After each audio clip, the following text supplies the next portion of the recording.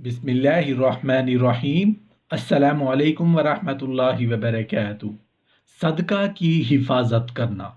نبی کریم صلی اللہ علیہ وآلہ وسلم نے فرمایا، صبح سویرے صدقہ کیا کرو کیونکہ مصیبت صدقہ کو پھلانگ نہیں سکتی۔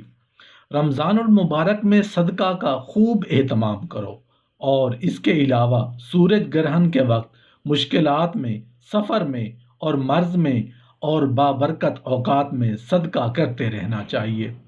آج مسلمان جن حالات سے دوچار ہیں اور رب کی رحمت و عنایت سے محرومی کا جو منظر چار سو نظر آ رہا ہے، ان کا سبب اگرچہ مختلف دوسری نافرمانیاں بھی ہیں، لیکن قرآن و حدیث کی روشنی میں بالیقین کہا جا سکتا ہے کہ اس کا ایک قوی سبب صلہ رحمی کی، قرآن و سنت اور نبوی تعلیم کی بھلا دینا ہے۔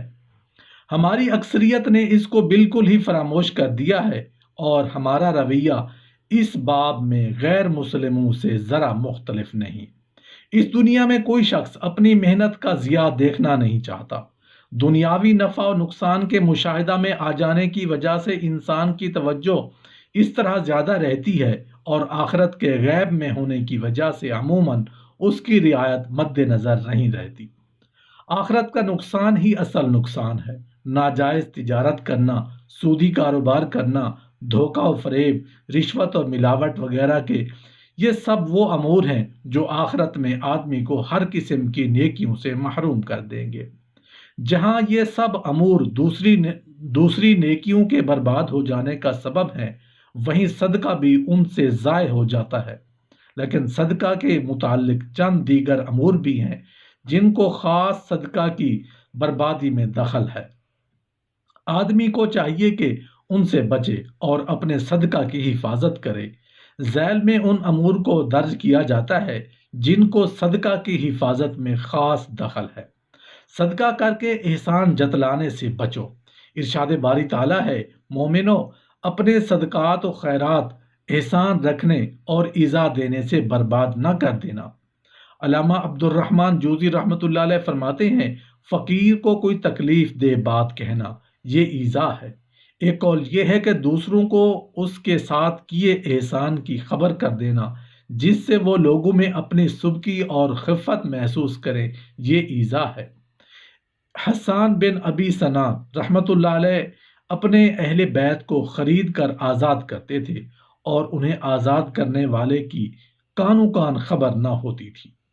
بشر حافی رحمۃ اللہ علیہ کہتے ہیں، صدقہ نفلی حج، عمرہ اور جہاد سے افضل ہے، کیونکہ ان میں لوگ آزادی کو حج وغیرہ پر روانہ ہوتے ہیں اور لوٹتے دیکھتے ہیں، جبکہ صدقہ کو سوائے خدا کے کوئی نہیں جانتا۔ صدقہ حلال مال سے کریں کہ رب تعالی حرام مال کو صدقہ قبول نہیں فرماتے، بلکہ بسا اوقات تو حرام مال کے صدقہ میں ثواب کی امید رکھنا سلب ایمان کا باعث بھی بن جاتا ہے۔ چھپا کر صدقہ کرنا یہ رب تعالیٰ کے غضب کو مٹاتا ہے۔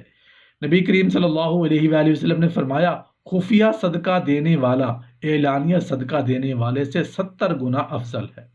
خفیہ صدقہ دینے کے بارے میں ارشاد باری تعالیٰ ہے، اور اگر پوشیدہ دو اور دو بھی اہل حاجت کو، وہ تمہارے لیے خوب تر ہے۔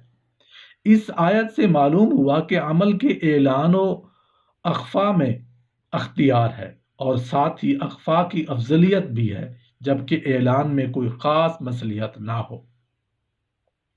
صدقہ سب سے عمدہ، اچھے اور محبوب مال کا ہو۔ ارشاد باری تعالیٰ ہے، اور ردی چیز کی طرف نیت مت لے جایا کرو کہ اس میں سے خرچ کر دو۔ رب تعالیٰ ذات و صفات میں کامل ہیں، تو ان کے دربار میں چیز بھی کامل اور تعریف کے لائق ہی پیش کرنی چاہیے۔ دوسری جگہ ارشاد خداوندی ہے، جب تک تم ان چیزوں میں سے جو تمہیں عزیز ہیں راہ خدا میں صرف نہ کر دو گے، کبھی نیکی حاصل نہ کر سکو گے۔ اس آیت سے معلوم ہوا کہ ثواب تو ہر چیز خرچ کرنے سے ہوتا ہے جو اللہ تعالیٰ کی راہ میں کیا جائے، مگر زیادہ ثواب محبوب چیز خرچ کرنے سے ہی ہوتا ہے۔ جو دیا ہے اس کو کبھی زیادہ نہ سمجھیے، اگرچہ اپنی دانست میں وہ زیادہ ہی ہو، کہ دنیا ساری کی ساری کی حقیقت ہے کیا؟ یہ دنیا خود کم ہے، اس لیے سارا جہاں دے کر بھی یہی سمجھا جائے کہ کچھ نہیں دیا۔ بھلا جان سے بڑھ کر کیا ہو سکتا ہے؟ اس لیے اللہ والے اس بات سے بڑے خوش ہوتے ہیں کہ ہم نے بھلا رب کے حضور پیش ہی کیا کیا ہے کہ قبول ہونے کے لائق بھی ہو، اور اس کے شایان شان ہے ہی کیا؟ کچھ بھی تو نہیں۔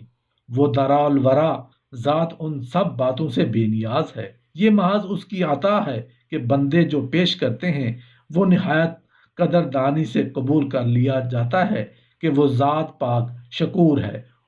اس لیے ایک شاعر نے وجد میں آ کر کہا، خندہ پیشانی اور جی کی خوشی سے دے، ناگواری اور کراہت سے نہ دے۔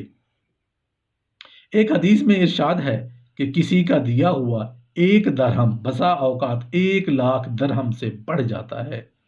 آپ صلی اللہ علیہ وآلہ وسلم کی مراد یہ ہے کہ کبھی خندہ پیشانی اور دل کی خوشی سے دیا ہوا 1 درہم کراہت و ناگواری سے دیے 1,00,000 درہم سے بھی افضل ہو جاتا ہے۔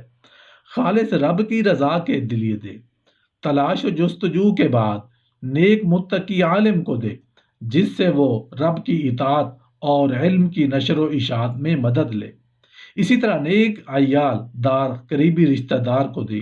نبی کریم صلی اللہ علیہ وآلہ وسلم نے فرمایا، رب تعالیٰ اس کا صدقہ قبول نہیں فرماتے جو کسی اور پر کر دے جبکہ اس کا قریبی رشتہ دار محتاج ہو۔